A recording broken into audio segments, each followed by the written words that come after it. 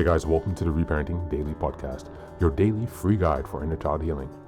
This podcast helps you establish a consistent reparenting routine and is divided into 3 sections.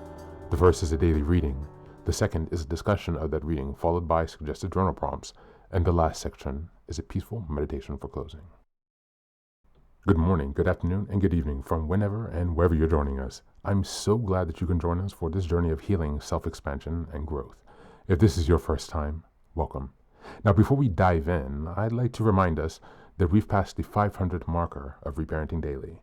As a celebration of that, I've opened the Patreon community for free membership so that you can join our Zoom calls for free. There's a lot going on in the world right now, and many people are struggling. And so my hope with this is to encourage others to take up the serious work of reparenting on themselves and to offer and provide a free community where people can do that. I'd also like to personally thank all of you who have been along for the journey so far. Just as a reminder, this is a free podcast, but I do sell the Reparenting Daily Journal where you can follow us along with all the monthly and weekly themes, and where you can also join us in our free Zoom calls to reflect on the weekly themes as we make our way through the year. This is something that I've opened up for free, but you can purchase the journal if you'd like to support the podcast. You can also just copy the themes within your own journal and follow us along there. If you'd like to support us in other ways, you can also join the Patreon with a paid subscription or also donate on Buy Me a Coffee. Just as a reminder, I've created another resource called Fairy Tales for Reparenting. This is a 3-volume series that organizes fairy tales from around the world into the 3 phases of the hero's journey, from beginning, middle, to end. Now, these are fairy tales that come from Grimm's fairy tales and other traditions and other cultures around the world. And while you might think that fairy tales are for kids, actually, these stories contain profound truths and lessons that we can use in our reparenting journey. So these books are a very simple and creative way to connect to your inner child. I'd like to send a very warm thank you to Maria, who has been helping me to edit the books since I had some difficulties in the fall and I've had some issues with my eyes. So now the first 2 volumes are available on Amazon in ebook or regular book format, so you can check those out, and we'll be working on that last volume to release to you as soon as possible.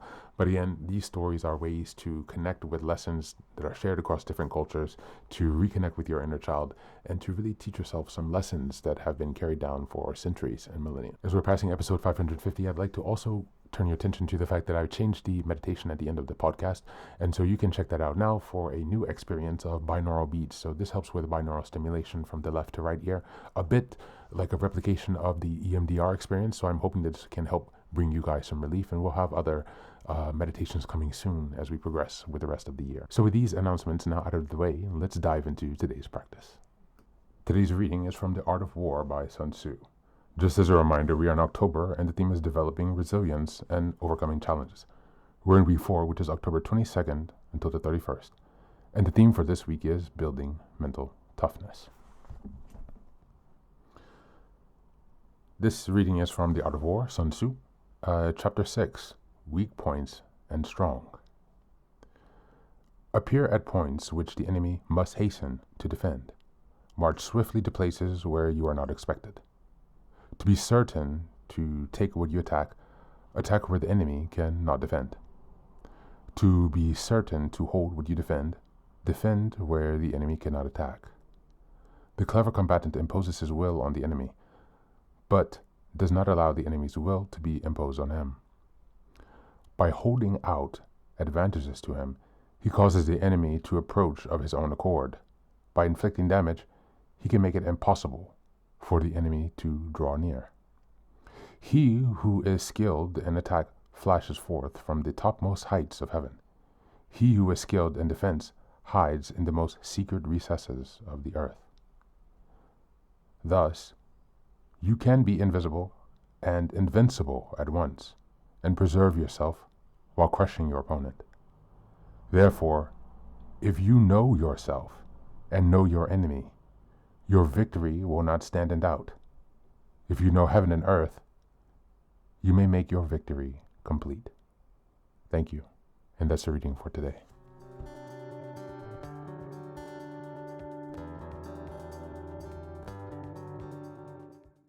Welcome back. Mental toughness from a reparenting perspective is about mastering inner warfare and inner instability, which is common after childhood emotional neglect. Sun Tzu's words remind us that strength is not brute force, it's strategic awareness. When he says the clever combatant imposes his will on the enemy, but does not allow the enemy's will to be imposed on him. He's describing what reparenting in adulthood looks like.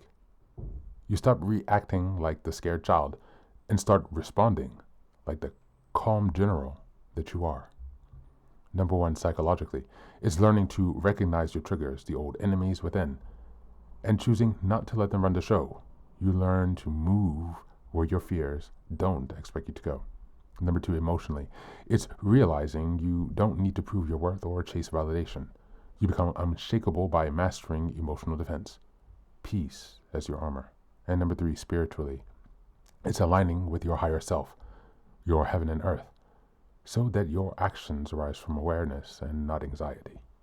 When you know yourself deeply, no external force can manipulate you. Reparenting then becomes an art of inner war. Healing not by surrendering, but by reclaiming the command over your own internal mental battlefield. As we go on to the journal prompts for today, number one, where in my life do I still allow other people's emotions or expectations to control my reactions? Number two, how can I move where I'm not expected? Respond to old triggers in new, empowering ways. And number three, what does imposing my will look like when it comes from inside wisdom, as opposed to coming from anger? That's it for today. As always, thanks for being here. Take care of yourself, and please do be well.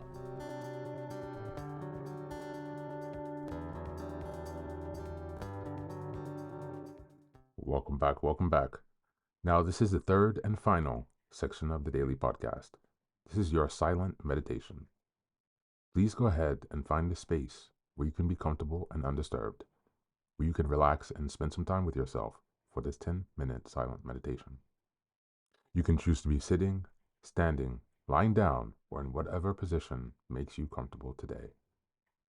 Take a moment to simply be with yourself. Focus on your breath and gently connect with each part of your body. If thoughts arise, don't let them overwhelm you. Just observe them without attachment. Imagine them as leaves drifting down atop a river, passing by without needing your engagement. Stay present, grounded, and open to this moment, no matter what time you are listening and practicing this meditation. Namaste.